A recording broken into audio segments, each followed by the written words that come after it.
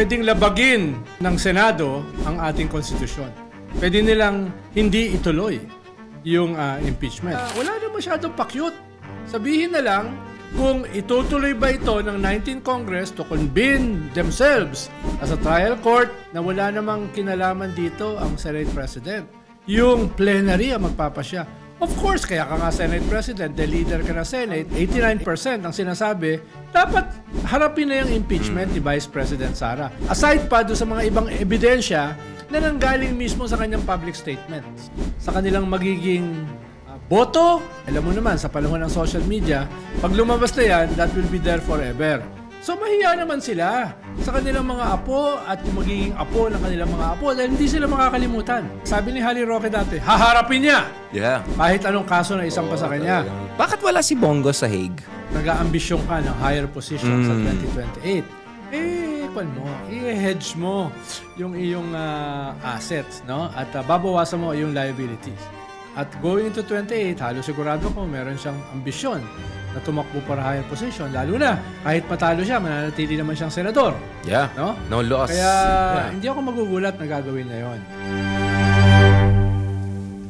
Welcome back sa latest episode ng Pilipinas 360 Degrees. Usually, ang mga kasama po natin dito ay mga secretaries or undersecretaries. Today, unfortunately, ex-secretary lang kasama natin.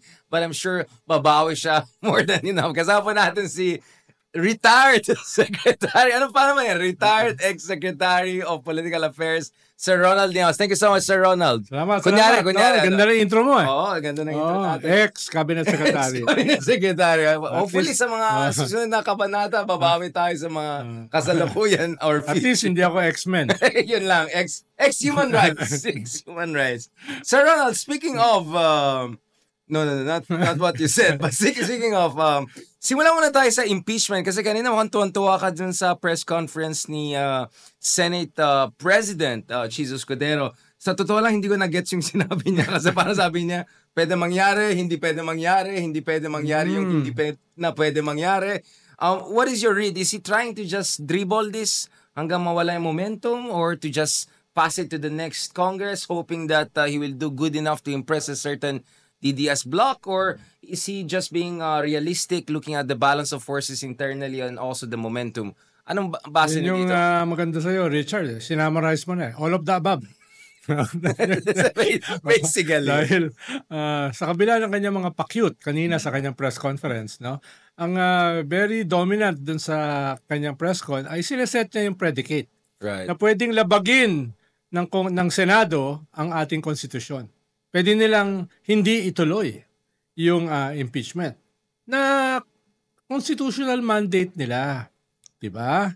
So yung kanyang redefinition ng forthwith na nagsimula last February ay mukhang hindi lang usapin ng words na nire-redefine niya na malinaw naman sa Webster Dictionary kung ano ibig sabihin, no? Right. Kung hindi ay setting the possible predicate para hindi matuloy ang impeachment. Sinabi ko na yan last February saka March. Yeah. Ito yung delikado rito. Pag na-delay itong pag-convene ng 19th Congress sa trial court, ay may possibility na yan ay isabotahe para hindi mag-continue sa 20th Congress. At mukhang yun yung doon tayo papunta. Nung pinospone niya, yung June 2, late na nga, after elections, June 2, na session nila para pag-usapan ng impeachment sa June 11. Anong ibig sabihin nun? June 12, holiday. June 13, tapos na ang sessions ng Senate at saka House. So talagang at best, dinadala niya sa bingit. No? At worst, ay talagang bahagi ng isang insidious plot para isabotahe itong impeachment process. Nalabag sa ating konstitusyon. Labag na nga yung kanyang pag-delay dahil ang linaw-linaw ng forthwith, ang linaw-linaw ng sui generis. Hindi pwedeng gamitin ang recess as a justification para hindi mag-convene. No? So the plot thickens. No? Yun yung problema rito. Kaya wala na masyadong pakyut. Sabihin na lang kung itutuloy ba ito ng 19th Congress to convene themselves as a trial court para pwedeng ipasa sa 20th Congress, imbis na sinasabi na, uy, pwede itong gawin, ito ay pwedeng gawin, ito ay pwedeng i-reject ng 20th Congress, ilagay mo na sa kanila yung burden. Tapos maghuhugas kamay ka na wala namang kinalaman dito ang Senate President. Yung plenary ang magpapasya. Of course, kaya ka nga Senate President, the leader ka ng Senate, may impluensya ka. Huwag naman sabihin na yung plenary lang without any influence from the Senate President ang purely magpapasya. Kaya, ano ba yung press con na yun? Ano bang purpose nun? Maybe the latest fashion design. Tapos na yung Paris. Tapos na Paris. Milan Week. Meron pa. Oh. Papunta tayo sa summer wear soon. Medyo summer wear yatang vibes. But Sir Ronald, going back to this, so what are the things na kailangan mangyari? Kailangan mag-ingay lalo yung mga, opposition. Kung si Pimentel, si Riza Ontiveros, maybe yung mga ibang medyo centrist na hindi necessarily Team DDS. Kailangan ba ng people power or at least threat of people power para medyo gumalaw-galaw yung mga kaibigan natin kahit dyan? Hindi yung mga senador dahil judges sila eh. Yung mga, naman dyan, yung mga sinasabi mong centrist o progressive sa Senate ay hindi naman nila ipapakita yung kanilang conflict of interest. Hindi tulad ng iba na nagsalita na several months ago na hindi sila papayag na ma-impeach si Vice President Sara. Sila yung hukom eh. No? Pinre-judge na nila. Wala pa nga yung ebidensya, hindi pa nga nagsisimula yung proseso. Yung ibang mga disente, hindi naman gagawin yon. Ang pwedeng gawin ngayon ay bibingka. Sa taas, yung presidente at Malacanang, kahit ina-emphasize niya yung hindi siya sang-ayon sa impeachment na matagal nang tapos, kahit ina-emphasize niya yung separation of powers, in the real world, meron naman niyang mga influences. Ito ba yung based sa personal experience, Ronald? Hindi naman, detached observation. Historical analysis. Dalawang impeachment na nakita mo. No? From Ikalawa, sa baba. Sa baba. Yeah. Dahil sabi nga lang, SWS, almost 90%.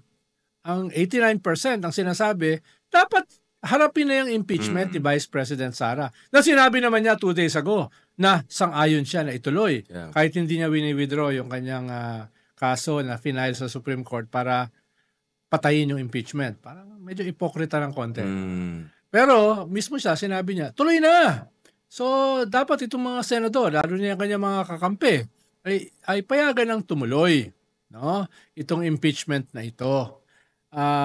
Kaya, bibingka ang strategy. Lalo na, pag nabuksan yung kanyang bank account, no, kung masisimulan yung impeachment, pwedeng i-lift yung bank secrecy laws ng AMLA at buksan yung kanyang mga bank account, pwede niyang patunayan na walang daan-daang milyon ang pumasok na galing sa mga drug lords at pogo lords. Pwede niyang patunayan kontra sa sinasabi allegedly. Senator Trillanes. Papatunayan nga niya. No? Sa sinasabi ni Senator Trillanes na allegedly ay merong mga daan-daang milyon na pumasok sa kanyang bank account galing sa mga drug lords at saka pogo lords. Yan yung pagkakataon para patunayan niya. Kaya okay naman yung sinabi niya. Tuloy na impeachment. Para mapatunayan niya, hindi, walang ganyan. No? Sinungaling si Senator Trillanes. Yan yung pagkakataon para patunayan. Dahil yan ay official document. Ibig sabihin, resibo yan. Resibo yan. No? Yung pinapakita kasi dati ni Senator Trillanes ay hindi naman official bank records. Pag binuksan ng AMLA, then magiging official. Aside pa doon sa mga ibang ebidensya na nanggaling mismo sa kanyang public statements. Yung assassination threats sa presidente. Right. Yung acts of sedition. No? Yung mga ganun ba? From the horse's mouth na nanggaling eh. At yung iba na mga lumabas na sa congressional hearings, yung sa confidential at saka intelligence fund. Na meron ng mga notice of disallowance, mismo ang COA. So, harapin na niya yan. No? Dahil ayaw niyang harapin sa Kongreso. Harapin mo sa Korte ng Senado as a trial court. Sir Ronald, if you go back to this, Sir Ronald lang tawag ko sa'yo kaysa secretary or ex-secretary kung saan mapunta ang usapan. Sir Ronald, you got things going. I think yung kape mo yata medyo malakas. But going back to this, doesn't this show na baka takot nga ang kampo ng mga Duterte na to even have a trial to begin with? Kasi kung titignan mo on the surface, mukhang they have the numbers. Especially sa darating na kongreso, di ba? They had a pretty decent performance. Pero baka this shows na worried actually sila na even a trial, just a robust trial in itself, even if they may have numbers to block a conviction, they may not be able to damage control enough in terms of undermining the political capital of the Vice President. Exactly. Dahil kahit assuming na may numero sila Right. at eventually ay mapipigilan nila yung pag-convict kay Vice President Sara, dahil nasimulan yung proseso ng impeachment, may ipapakita yung mga ebidensya. Baka nga ipatawag pa dyan yung militar na nag-deliver ng pera at inubos yung 120 million in 11 days. Yan, baka tumestigo na dyan, no? Maliban pa doon sa COA disallowance, maliban pa doon sa ipapalabas yung mga tape ng kanyang statements, Right. no? At marami pang iba. Kaya, I'm sure, ayaw nilang magsimula yung impeachment. Ayaw nilang mag-convene yung Senado as a trial court. Ngayon, pagbibigyan ba siya ng leaders ng Senado? Yung mga iba kasi nagsasalita na eh. Yeah. No, malinaw na yung kanilang bias kahit hindi pa nagsisimula yung proseso. Mag-ingat sila. Hahatulan sila ng kasaysayan. Hahatulan sila ng mamamayan. Hahatulan sila ng susunod na henerasyon.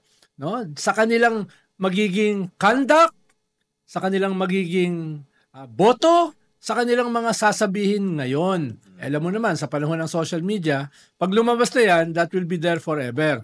So mahiya naman sila sa kanilang mga apo at yung magiging apo ng kanilang mga apo dahil hindi sila makakalimutan sa ating kasaysayan. No? Sa bagay, Hall of Shame, parang gano'n. sa bagay, hindi ganun ka mahiyain. Yung marami sa ating mga Medyo politiko. mataas kasi Hindi stand. katulad natin na tayo ay mahiyain. No? Speaking of mahihayin, Sir Ronald, going back to this, Ah. baka naman hindi hiyang issue. Ang issue nila is may nakita silang survey na sinasabi na yung isa nga nasa detention, 60% na yung 63% yung trust rating. Yung isa wala namang ginagawa since last year. 50% ang trust rating. Baka tinitignan nila, mukhang malakas pala itong mga to. Baka- Nag-number 1 pa yung isa alay nila, number 3 yung isa sa Senate race. Ang advice ko sa kanila, mag-FGD na lang sila. Ah. Qualitative na lang, imbes na quantitative. Dahil may dissonance minsan itong mga survey na ito eh. Halimbawa, isang survey firm sinasabi na ganito, 51% ang ayaw sa impeachment. Tapos at the same time, sinasabi 50% undecided. What was that about? No? Tapos 62%. Meron kang isang survey na Right. sinasabi na 2/3 sang-ayon na listisin si Digong sa ICC, no? Pero ang approval rating ni Sara ay 50%.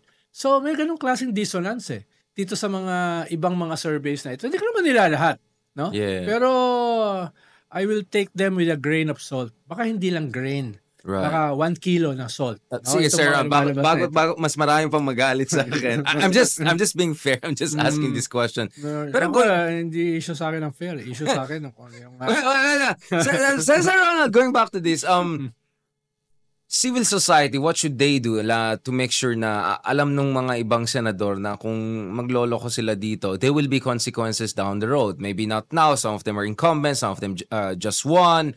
But 2028, things could be very different. Like, kunyari, dito sa midterm elections, nakita natin yung Gen Z votes, right? Could be a big...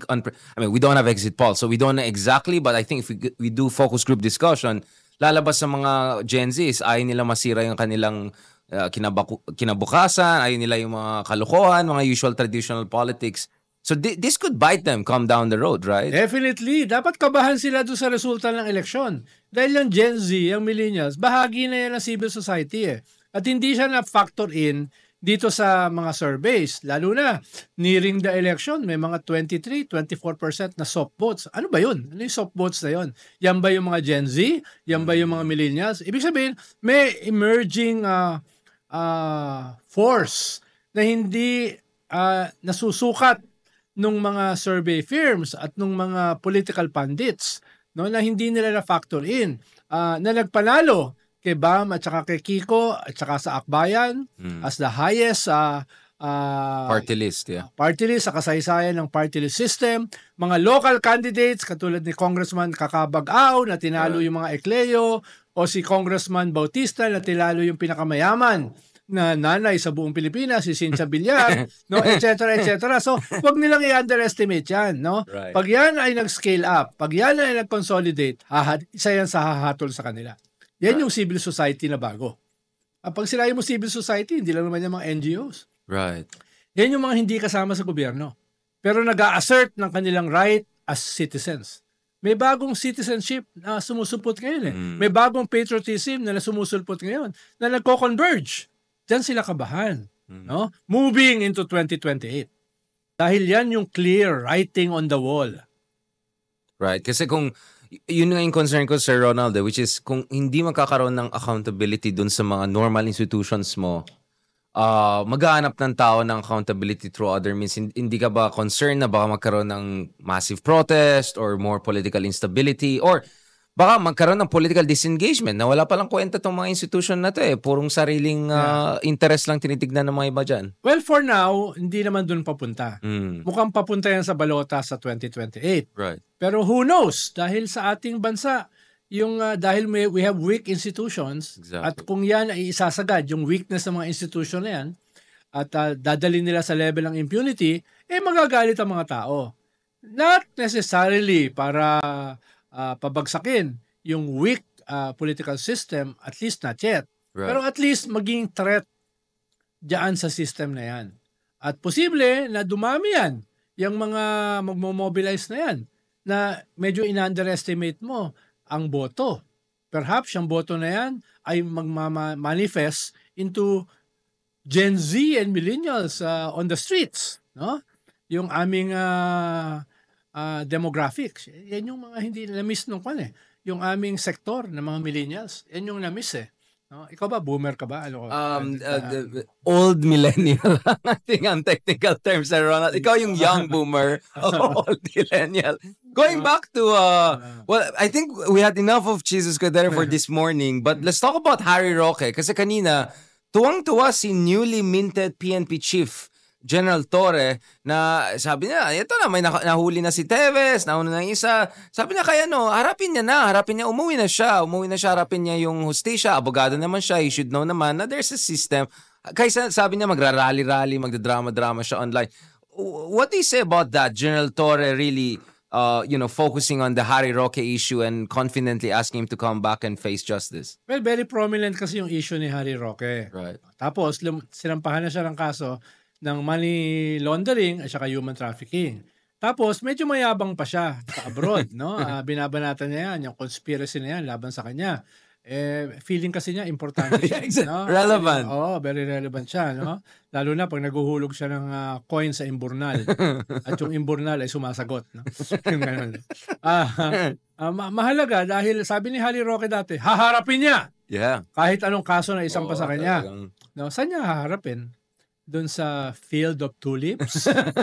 Doon ba niya With the rainbow.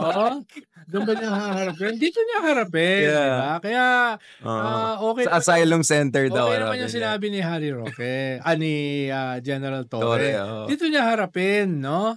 At, pwedeng tamaan yung kanyang asylum process dahil very keen ang Dutch government and all European governments sa usapin ng human trafficking. Right. No? Kaya baka mapabilis. Kahit wala tayong extradition treaty sa Netherlands, ay pwedeng mag-request ang Philippine government sa Dutch government. Interpol. Oo, katulad ng ginawa kay Teves. Right. No? At nung una, nagmamatikas yung East Timor government na hindi nila ibibigay, pero eventually lumambot at hinuli. Kidnap daw, Sir Ronald. Kidnap daw ang tawag ng... Okay. Kidnap daw. Pag fugitive na huli, kidnap na ang diba? Yabang-yabang ni Teves eh. Nung hinuli, naghihiyaw. No? Ayaw bitawan yung abogado. Sana naman, hindi naman mangyari kay ex-human rights Harry Roque. Ex-human rights. Pagkatapos siya magmalaki. No? Tingin ko naman ay hindi na gagawin yon. Pero who knows? No? Who knows? Baka maglupasay siya ron. No? I mean, lupasay siya ron sa imburnal. Baka maimatay niyan. Mahirap yan. Baka mahirapang Interpol na... Sir Ronald, before we go where I think you're going, let's go to the other interesting character. Ito. Madrama din to. Bato de la Rosa. So, base sa mga conversations sinasabi ng ibang eksperto katulad ni Attorney Conti, ICC accredited yan. So, medyo siguro alam na yung proseso. Sabi niya, actually, Bato can copy yung case ng isang Nigerian president. If I'm not mistaken, was it Kenyatta who Actually, voluntarily. Balik Balik-pasok. Yeah. Tapos nagko-cooperate, tapos pinabalik naman siya. So parang the idea is, kaysa hintayin mo na maaresto ka or magkaroon ng suspicion na tatakas ka or whatever, just constructively engage. Baka nga, you will have pa nga your liberty. Ikaw, Sir Ronald, anong suggestion mo? Tingin ko naman, ganun katapang si Senator Bato at gagawin niya yon. Correct. Pupunta siya sa The Hague nang walang takot. Sana lang, ipakita niya yung kailan. Yun lang, oo. Pero ako naniniwala ako, ganun siya katapang na haharapin niya yan. Head on. At pabalik-balik. Hindi lang once. No? Pwede na lang kung matapilok siya habang nandun siya. Wala tayong magagawa ron. No? Pero ako'y naniniwala na ganun siya katapang. Ikaw ba? Hindi ka ba naniniwala? Ako naniniwala ako. Yan. Lalo yung video niya na talagang may piatos talaga. May piatos talaga sa Davao. Diba? Yung ganun siya talagang. Hindi lang sa Davao. Pati sa Palawan daw. May piatos. Single T. Di magbaon siya ng piatos papunta ng The Hague. Tsaka would be nice. At kung sakaling huhulihin siya at makukulong siya, magpoprotesta ako. Bakit, Sir Ronald? Bakit ngayon lang? Yun lang. Yung pala nilabas mo yung tunay mong...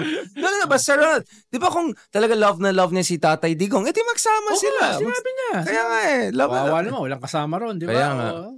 Imagine mo yung meet niya si Tatay Digong, biglang malock na yung door. You can't stay there. Di ba?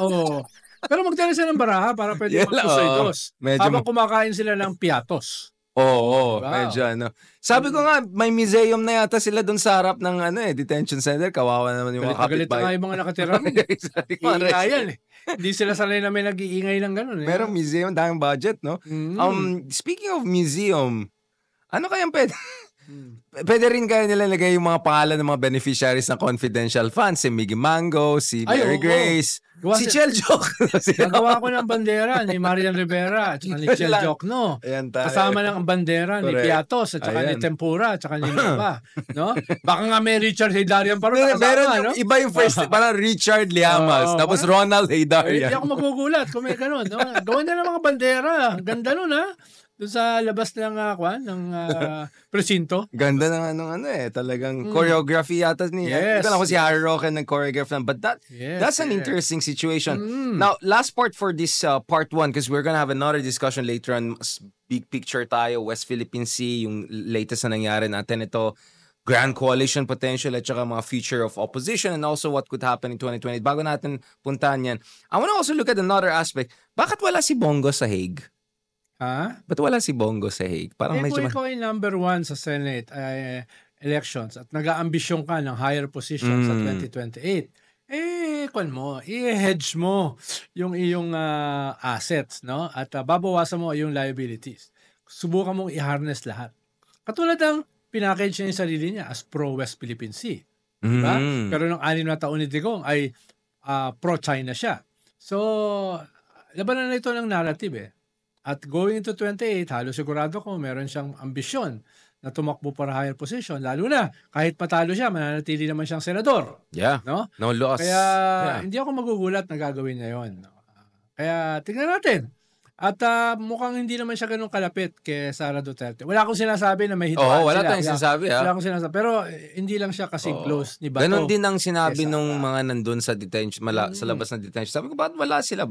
Well, si Bato medyo nagigets ko bakit. Pero sabi ko, bakit yung iba? Pwede naman sila I mean, correct. Si Marcoleta na nga, nandyan na. Ito sa Daig. Si Marcoleta. Social. Social. Baka nagpapasalamat, nagmamano. Kasama niya si Aimee.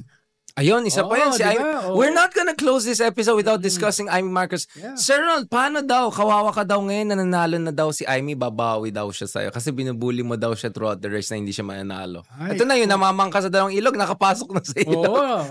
By the skin of her teeth. Labindalawa. By the skin of her teeth, yeah. Ako, i-blame ko yan yung gobyerno, yung alyan. Napakahina nung kampanya. Dapat wineponize nila yung mga issues na yan No, wineponize nila yung West Philippine Sea, wineponize yung crimes against humanity, wineponize yung massive graft and corruption na ginawa ng presidente. To be fair, let's be fair. Like, we're critical of the president, but we said, at least dun sa Lawag, he laid out the blueprint. Sa mga sorties, sinasabi niya yun. Ang problema, parang sa ibang sorties din, sinabi ni BBM? Parang Lone Ranger siya. Diba? Hindi inuulit. Hindi nga siya sinasama Ang narinig ko lang umulit, si Pacquiao, talo pa. Exactly. Si Pacquiao lang yata yung perfect attendance yata sa sorties. It's about weaponization Itong mga ito. Sa group work. Mga issues na ito. At saka, ayusin yung machinery. Dahil usually kasi, sa last 2 weeks, machinery ang mahalaga pero parang hindi nangyari Yeah, yan. hindi siya Ha? Napakahalaga ng midterm dahil plebiscite on your leadership and your governance. No? Baka hindi naman niya kasalanan nyo. Kasalanan ng mga nagpatakbo nung kampanya. Yeah, the campaign Diba? manager, which is someone who was thinking of becoming Speaker of the House na obviously hindi Okay nangyari. naman yun. Lahat naman tayo ay... Pwede mag-ambisyon. Oo, pwede naman tayo mag-ambisyon. No? Pero wag naman niya sisihin lahat maliban sa sarili niya. Wag naman niya sisihin yung impeachment complaints na dahilan kung bakit nag-collapse yung campaign ng alyansa. So, dapat I wouldn't say collapse. Naman. I mean, 5 out of 12 or 6 out of 12 is not... That's collapse. It's not good. But it's not like end of the world. Well, that's worse than yung previous worse, yung kay GMA noong 2007. Ilan ba yung kay GMA? 6 and 4 ba? 6. 6. Ano? Kaya, tapos yung approval rating ni GMA ay Well, bumaba she was dramatically, diba? like net negative. Yes, to be fair. So, iwas nila. Baka mag-free fall eh. So, ayusin nila yung messaging, ayusin yung strategies, no? Dahil parang kinakapos. Right. Being a ruling party, being a ruling government, they could have done much better. No? Lalo na itong presidential sister, talagang todo atake sa kanya. Diba? So, ayun. Yeah, definitely. Sir, I appreciate you being very nice now. but I think there's more that we can discuss in the next episode kasi gusto natin balikan itong issue na hindi lang ito local politics kasi meron itong implication sa ating foreign policy, sa ating national interest at sa West Philippine Sea. At inuulit ko lang bilang huling hirit ay yung sinasabi ng mga Duterte that this was a pro-Duterte vote. Hindi totoo yan. Hindi yan totoo. Dahil maraming exactly. anti-Duterte na nag-scale up.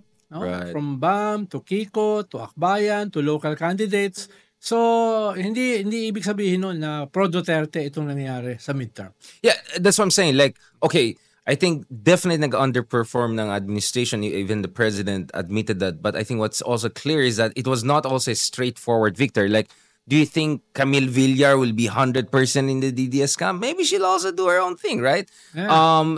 And then okay, the Congress is still aligned with the president. The LGUs, even yung mga aligned sa Duterte camp, I'm sure they have to also be realistic, right? Because at the end of the day, you need cooperation with the national government. So I had problems really with the media headlines na parang big win for the Duterte. I think it was more of an underperformance on one side rather than a straightforward victory for the other side. Yes. Because actually, there were 3 sides to this show, apparently, not only 2 sides to this show. So, siguro yun na lang yung postmortem. But last point on the postmortem, Sir Ronald, from all of the elections you have covered, was this the most surprising election in terms of the gap between survey projections and what came out in terms of maybe generational changes were finally showing themselves? Or maybe because it was a perfect storm of many crazy things happening coming into the race? Or all Again, of the above all na of naman? the above.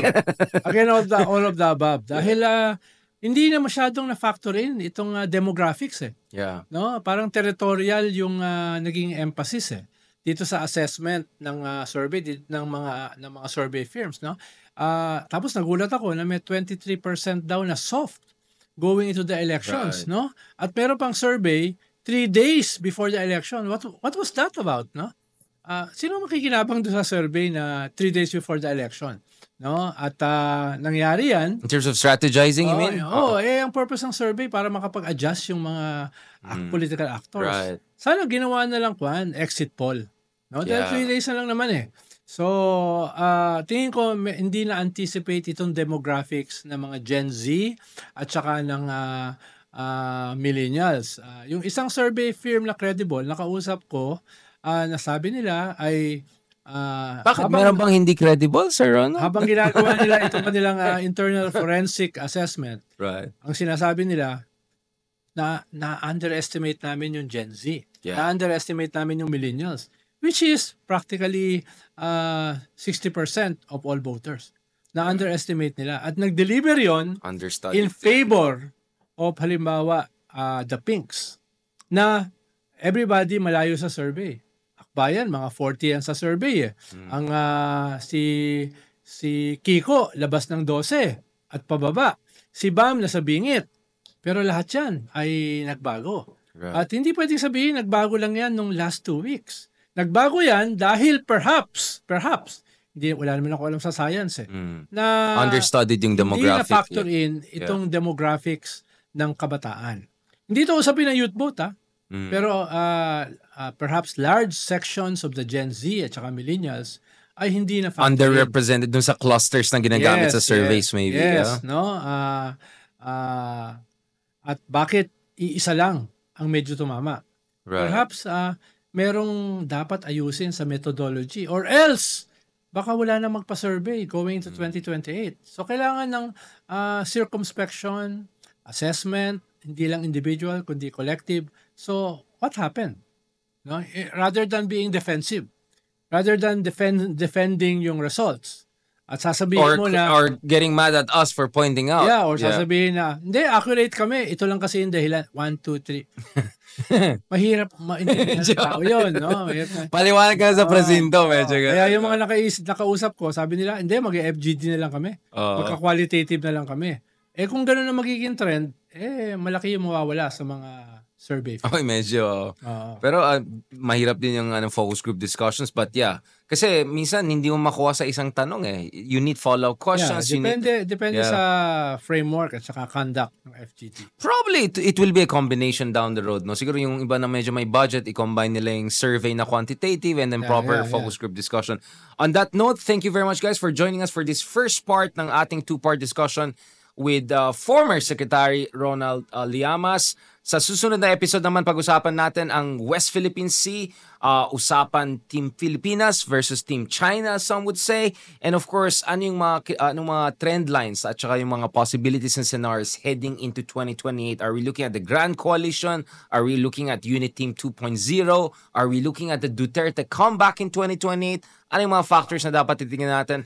We're gonna discuss that more with Secretary Ronald Llamas.